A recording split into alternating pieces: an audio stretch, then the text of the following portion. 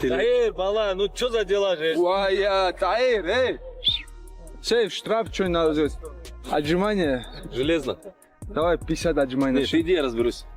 Я хочу посмотреть, нет, иди, если разберусь. я опоздал, у меня не осталось. И сразу вот общение в команде, вы, наверное, до сих пор видите, как мы с друг другом общаемся, как мы друг друга поддерживаем. И вот тогда же я уже почувствовал, что это мое, что мне комфортно находиться в этом зале, что мне приятно вообще проводить время с этими пацанами.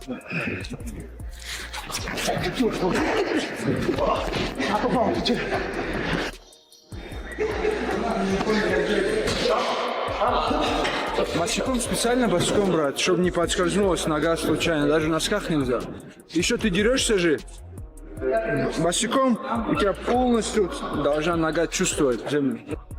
Где-то даже как-то я говорил, и Хавьер Мендес говорил, это универсальный боец. Многие, честно говоря, недооценивают. Все говорят о его борьбе. Ну, мое мнение, что он еще до конца не раскрыл свою стойку. Даже, в принципе, это и хорошо. Он может многих удивить. Даже смотрю я в интервью, многие говорят, анализ делают его стойки, о его ударной технике. Islam Makhachev is putting the finishing touches on an intensely focused preparation phase as he gears up to put his 170-pound belt on the line against Ian Garry at UFC 330.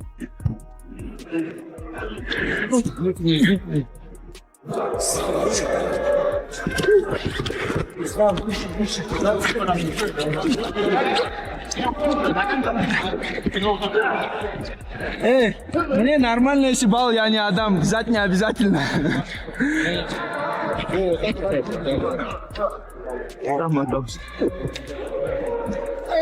У меня это есть понятие, как там делать.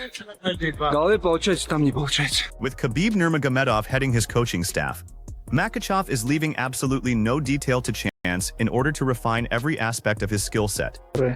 Чуть нарушил начало сборов, вообще без никакой акклиматизации мы сразу начали пахать. All week I was pushing them. I leave weekend. I just come back for next 5 days. For me, it's gonna be fun day. For them, it's gonna be very hard days.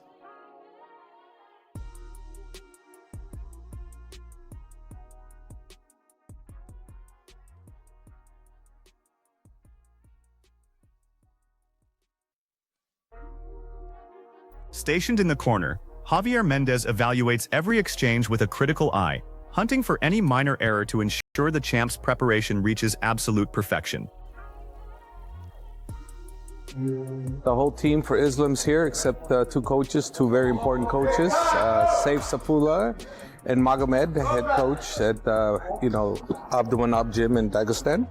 But we have the main person that I believe is always here for Islam, and that's Habib. He is basically running the whole program, really. I do little bits and parts here and there. I've become more of a mentor type than actually the head coach now, and I like my role. I do less work, but I also get to watch someone like Habib take over with the great honor and joy it gives me to see how great of a coach he is. Meanwhile, Khabib has been refreshingly candid regarding the matchup, noting that their team hasn't crossed paths with an athlete possessing Garry's unique combination of length and striking, meaning Islam must remain dialed in to cut distance and dictate the action. Когда я был действующим спортсменом, и также мне тоже хочется отдавать им обратно, делиться с ними опытом, потому что я знаю, что когда я в зале и когда меня нету, это две разные тренировки.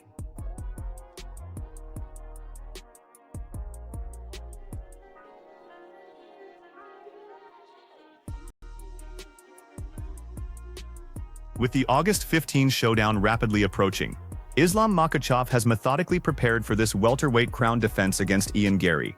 As fight week nears, he verified that he is wrapping up camp alongside Khabib Nurmagomedov at National MMA in New Jersey, feeling completely equipped for what lies ahead. Should this meticulous routine breed supreme sharp belief rather than any sense of safety, the ruler of the division could prove even more lethal than usual. Yeah, everything is going very well. We stay in the same gym, like last couple of fights we stay in New Jersey and training in Nikaton MMA. It's very nice gym. I have too many my brothers and friends and sparring partner with me. Almost all team is here. We're training together. Habib is here, Javier is here, you know, and we're training every day very hard to be ready. When questioned about how he plans to manage Ian Garry's fluid motion and reach, Islam Makhachev acknowledged that the challenger prefers utilizing his distance while operating from the exterior. He explained that his approach involves stalking Garry, systematically reducing his space along the fence, and snatching up takedowns the moment an opening appears. As for the news that Charles Oliveira has been assisting Garry's camp, Makhachev simply laughed it off with a playful jab regarding what Oliveira could possibly teach him. His skills, I just have to run in this camp too much because I have to follow him because he runs too much, you know. I know his game plan, we always see his fight and he has same style always. But I will try to catch him, take him down, just what I did with my all opponents. He's done a lot of his camp, obviously, with Charles Oliveira. He's trained a lot. Is there anything Charles can tell him about you that you're worried about?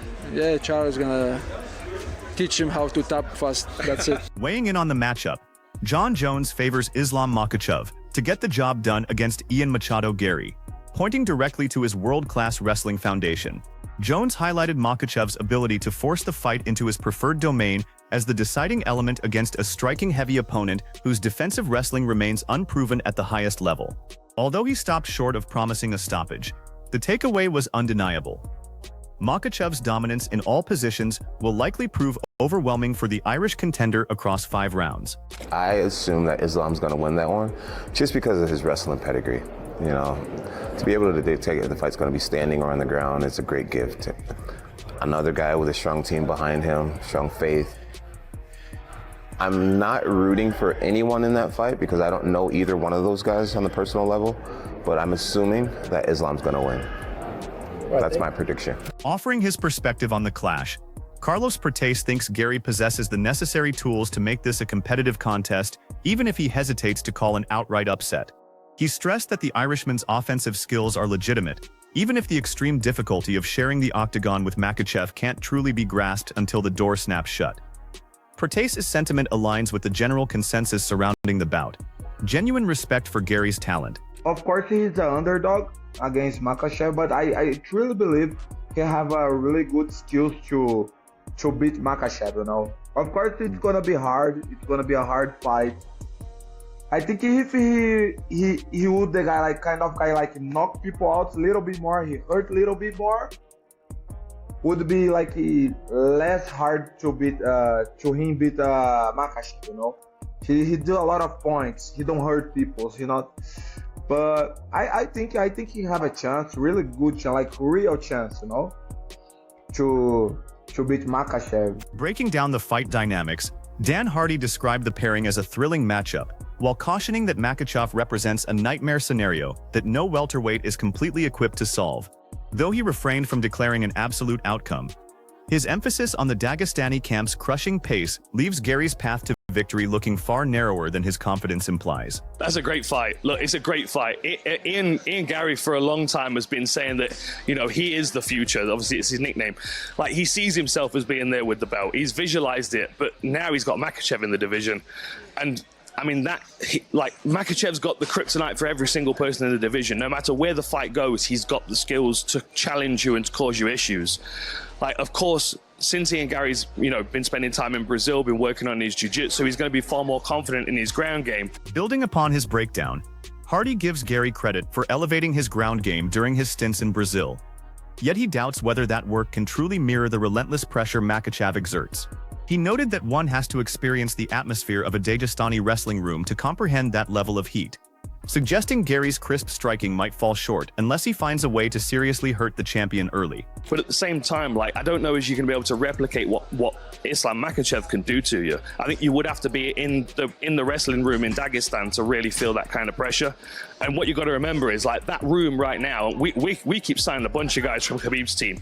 They're all like cookie cutter versions of each other. They're all lethal. They've all got great wrestling.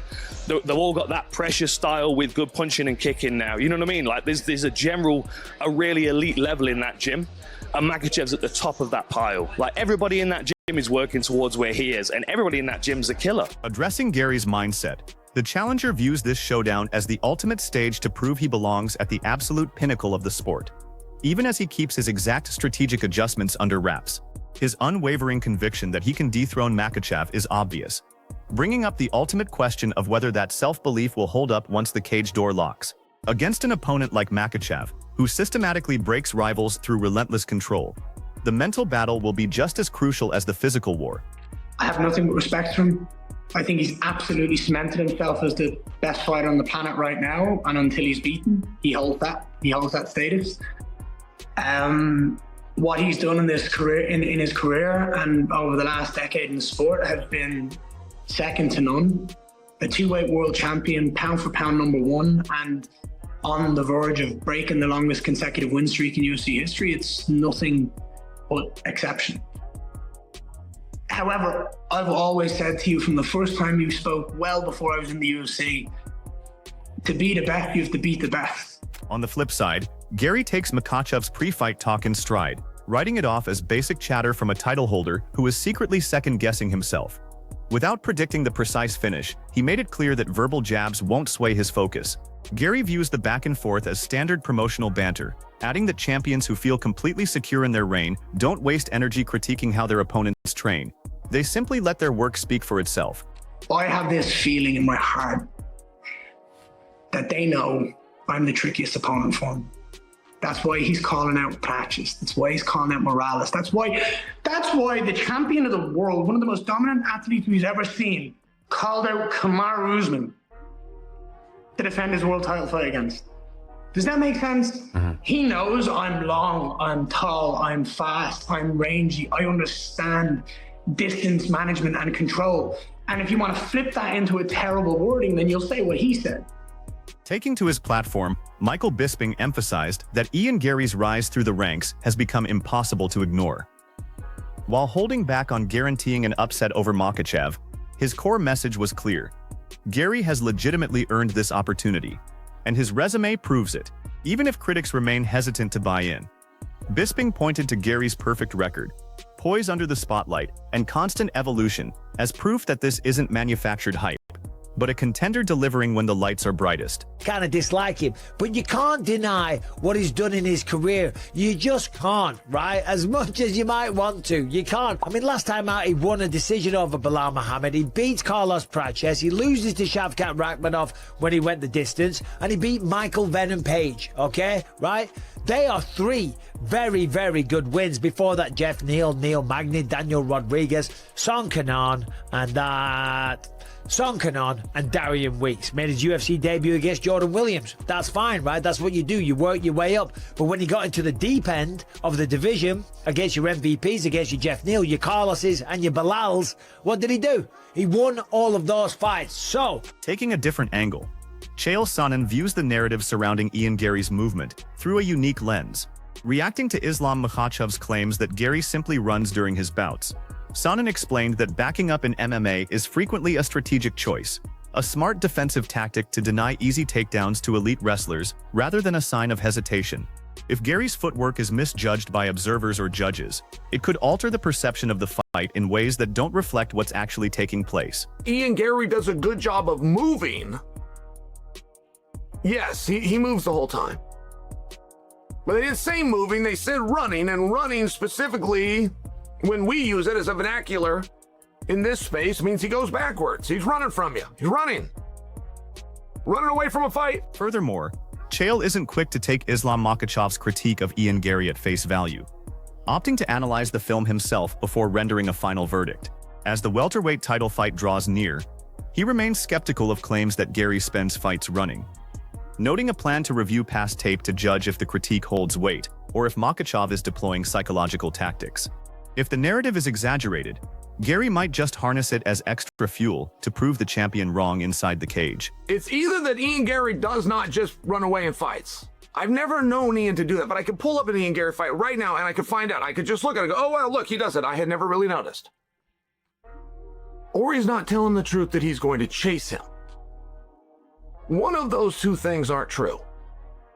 but I don't know which one it is. And it makes it interesting.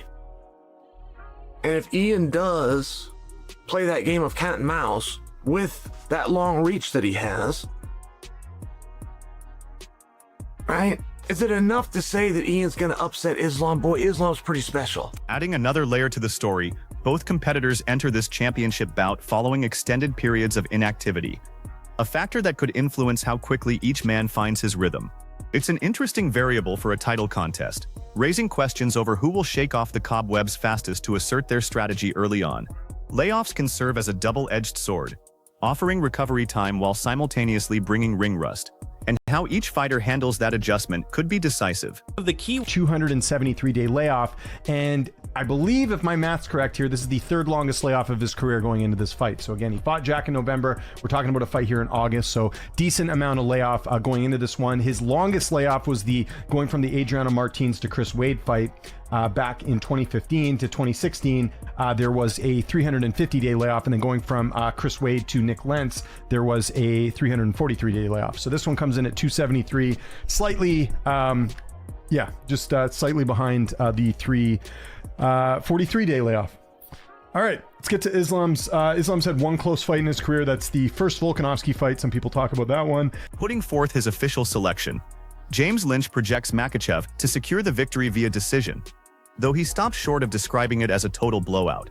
He argues that Garry's lack of explosive KO power or dangerous submission threat leaves him without the game-changing tools needed to break the champion's grinding control, even if he manages to go the distance.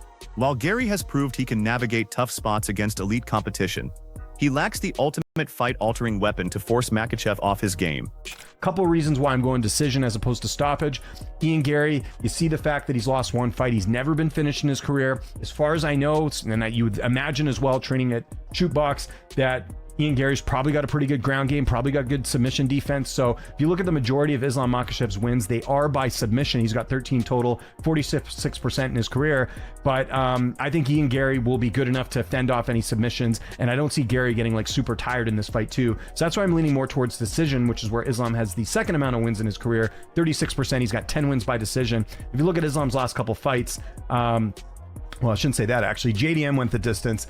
Addressing the underdog storyline, Ariel Helwani's long-standing belief that writing off a fighter is a dangerous mistake stems from his own career and years of watching belief defy the odds. While not directly guaranteeing an upset for Garry, his historical outlook suggests he never discounts a competitor who firmly believes they are destined to win. Goodest chance of any of the guys in that welterweight ranks is just that Islam is just so good. It's a great point. What about you, GC? You fancy his chances? Do you think he's got a shot? I don't know if I fancy them. I don't think I'd make him the favorite, but he's certainly live. To Pete's point, there's no definitive outcome that I can say in this sport that I feel good about anymore. With Hamzat losing, Ilia Topuria losing, it's too unpredictable. Everyone has a fighting chance. I'm happy for Ian. He was the guy to get the shot. Like he had to be the guy. Carlos has been great as of late, but he has a win over Carlos just over a year ago. It had to be him. Oh, Michael Morales. Nah, he's had greater wins. He's had a higher profile. Wrapping up the panel's perspective, Helwani and his team fully acknowledge Makhachev's standing as the pound-for-pound king and clear favorite. Yet they refuse to label the outcome a foregone conclusion, maintaining that Garry's skill set and self-assurance make this a fight to respect. Makhachev holds the upper hand on paper, but Garry has the variance to keep things interesting, and that tension between champion dominance and underdog potential is precisely what makes this matchup compelling. The quick fight, but it's not going to be a quick fight, I don't think. It's not going to be. Do you fancy his chances, PT? I think he has a chance, absolutely. I think, look, Islam's the best fighter in the world. It's a huge task. He'll test Ian in a way that we thought Bilal would, and he didn't. So I'm interested to see how it plays out, but I think Ian can have a lot of success if he sticks to his long range on the outside. Absolutely. We've seen him do this time and time again. It's just a different beast across the cage from. Understandably, Islam is the favorite, but absolutely wouldn't rule Ian Garry out. Islam Makhachev versus Ian Garry is officially locked in for August 15th in Philadelphia. A high-stakes welterweight title battle matching the champion's relentless pressure against the challenger's dynamic range and striking precision. Makhachev aims to secure his inaugural 170-pound defense and push his legacy further. Drop your fight predictions below on who takes the belt. And if you enjoyed this breakdown, make sure to like, subscribe, and hit the notification bell for more fight analysis.